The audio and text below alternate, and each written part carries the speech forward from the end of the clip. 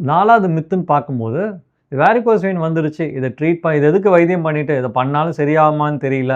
இது பண்ணாலும் திரும்பி வரும். இத போய் நம்ம வைத்தியம் பண்றதுனால ஒரு எந்த விதமான பிரயோஜனமும் இல்ல. அந்த மாரி ஒரு தவறான புரிதல்கள்.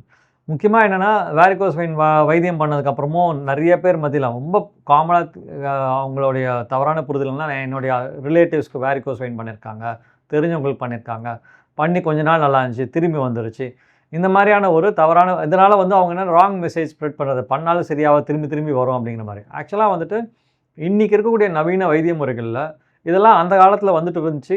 ஏற்கனவே நம்ம பழைய வைத்திய முறைகள்ல பண்ணும்போது, அந்த வேரிகோஸ் வெயினோட வைத்திய முறைகளே வேற மாரி இருந்தது. இப்ப நாம என்ன பண்றோம்னா, அந்த வேரிகோஸ் வெயின பொறுத்தவரையிலும் கால்ல ஏற்படக்கூடிய ரத்த தேக்கத்துக்கான காரணத்த டாப்லர் ஸ்கேன் அப்படிங்கிற ஒரு நுண்ணிய கருவினால நம்ம எந்த வெயின்ல ரத்தம் தேங்குது, எந்த வெயின் டேமேஜ் ஆயிருக்கு, எந்த வெயின்ல வால்வ் சரியா வேலை செய்யல, எந்த வெயின்ல ரத்தம் சரியான முறையில போகல.